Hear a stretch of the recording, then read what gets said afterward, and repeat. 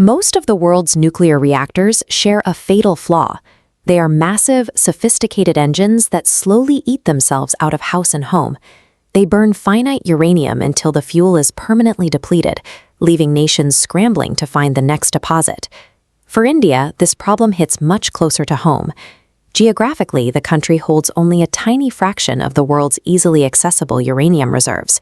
But nature left India a massive, hidden geographic advantage right along its coastlines. These sands contain nearly 25% of the global thorium supply. To put that scale in perspective, a single ton of this material can produce as much energy as 3.5 million tons of coal. There is a major scientific catch, though. Raw thorium cannot simply be loaded into a reactor to generate power. It isn't a fissile material, meaning it cannot split on its own to start a nuclear chain reaction. To tap into this massive domestic resource, Indian scientists had to design a completely unique, multi-generational technological pathway to turn that inert sand into power. That pathway was drawn up decades ago by Dr. Homi Bhabha. He designed a highly specific 3-stage nuclear program engineered to bypass the nation's uranium shortage completely. Today, Stage 1, uranium reactors, is complete and powering the grid. But Stage 3, burning pure thorium, remains years away. To get there, India relies on Stage 2, the prototype fast breeder reactor. It is the mandatory bridge connecting limited uranium to our abundant thorium future. On April 6, 2026, at the Kalpakkam facility in Tamil Nadu, this theoretical bridge became a physical reality. The 500-megawatt reactor officially achieved criticality. Achieving criticality means the reactor core is now sustaining a controlled, continuous nuclear chain reaction on its own. The engine is finally running. Standard nuclear facilities generate highly radioactive waste that must be buried for thousands of years. The PFBR defies that basic logic of consumption and waste. Imagine a machine driving down a highway where an internal mechanism constantly manufactures fresh drops of gasoline right back into its tank. Inside the core of the PFBR, the process looks quite similar.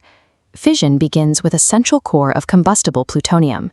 As the plutonium atoms split, they release an enormous amount of energy, along with highly energetic particles called fast neutrons. These fast neutrons shoot outward and crash directly into a surrounding blanket of uranium-238, which is normally discarded as useless waste. Upon impact, an incredible subatomic reaction occurs.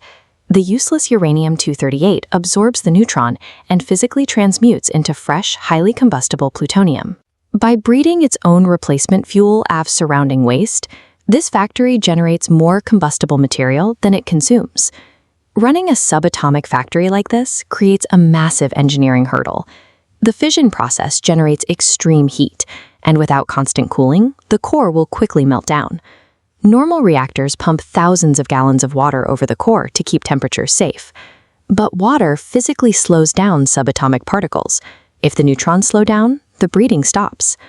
To solve this, Indian scientists engineered a cooling system that replaces water entirely with highly reactive liquid sodium. Liquid sodium is highly effective at absorbing and carrying away extreme heat from the core. Crucially, it does this without putting physical drag on the escaping particles, allowing the neutrons to maintain their hyperfast speeds. Taming this volatile liquid metal is the specific engineering feat that keeps the fast in fast breeder reactor.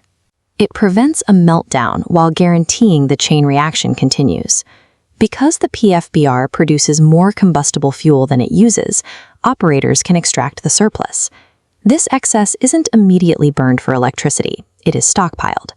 This growing stockpile of plutonium is the exact material required to trigger the final phase of the program, Stage 3 reactors. Stage 3 is where those massive thorium deposits on the coast finally enter the reactor. The stockpiled plutonium ignites the thorium, beginning the process of transmuting it into usable energy. The fast breeder reactor is entirely a transition engine.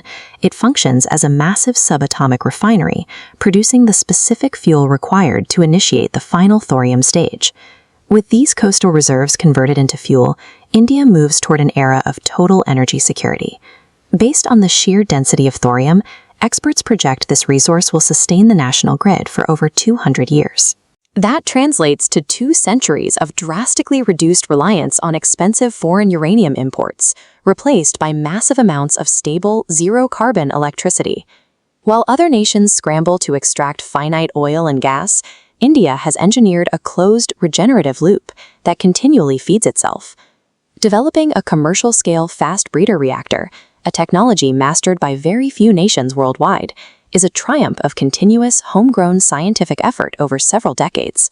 By turning its own geographic disadvantage into a limitless power source, the prototype fast breeder reactor stands as the ultimate physical proof of a truly self-reliant India.